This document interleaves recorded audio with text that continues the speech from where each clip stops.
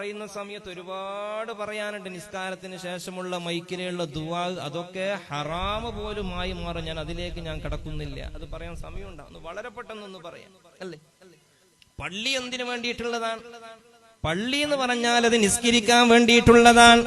നമ്മൾ സാധാരണ നിസ്കരിക്കുന്ന സമയത്ത്, നിസ്കാരം കഴിഞ്ഞിട്ട് ദ്വാരക്കുന്ന സമയത്ത് മൈക്കിലൂടെയാ ദ്വാരക്കാറുള്ളത്. സുബ്ഹാനല്ലാഹ് എന്ന് പറയുന്നത് മൈക്കിലെയാണ്, ദിക്ർ ചെല്ലുന്നത് മൈക്കിലൂടെയാണ്. ഇവിടെ നാട്ടിൽ അവസ്ഥനൊക്കെ അറിഞ്ഞൂടാ. ആ സമയത്ത് മസ്ബൂക്ക് ഉണ്ടാകും നമ്മുടെ പിന്നില്. ആ മസ്ബൂക്കിനെങ്ങാനും ഞങ്ങളുടെ ദുആ പ്രയാസമായാൽ, അവനിക്ക് ഇഷ്കാലുണ്ടായാൽ ആ ദുആ പോലും ഹറാമാണ്. നിസ്സാരമായിക്കൊണ്ട് തള്ളണ്ട. പറഞ്ഞത് മനസ്സിലായ? മസ്ബൂക്ക് അതായത് നിസ്കരിക്കുന്ന ഒരാള് പിന്നിലുണ്ട്. ആ സമയത്താണ് നമ്മൾ മൈക്കല്ലെങ്കിലും ശബ്ദത്തില് ലാ ഇലാഹ ഇല്ലല്ലാഹ് എന്ന് ചെല്ലുമ്പോ മസ്ബൂക്കിന് പ്രയാസമായാൽ അത് ഹറാമാണ്, ഒരു സംശയവും തന്നെ ഇല്ല. എത്ര പള്ളികളിലാണ് മുഅ്മിനീങ്ങളെ മൈക്കിലൂടെയാണ് ദിക്റും ചൊല്ലുക, മൈക്കിലൂടെയാണ് ദുആ ഇറക്കുക.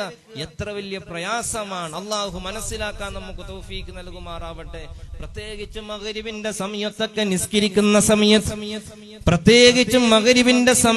നിസ്കരിക്കുന്ന സമയത്ത് ദുആ ഒക്കെ മൈക്കിലൂടെയാണ്, മസ്ബൂക്ക് ഉണ്ടാകും പിന്നിൽ. ഇതിന്റെ ഗൗരവം മനസ്സിലാക്കണമെങ്കിൽ മുഅ്മിനീങ്ങളെ, രണ്ടുപേരിങ്ങനെ ജമാഅത്തായി കൊണ്ട് അടുത്തടുത്തായി കൊണ്ട് നിൽക്കുന്ന സമയത്ത് ഈ ഒരുത്തന്റെ ഫാത്തിഹ കൊണ്ട് പോലും ഇവനിക്ക് ഇടങ്ങേറാകാൻ വേണ്ടി പാടില്ല. ഇവന്റെ നിയ്യത്ത് കൊണ്ട് ഇവനിക്ക് ഇഷ്കാൽ ഉണ്ടാകാൻ വേണ്ടി പാടില്ല.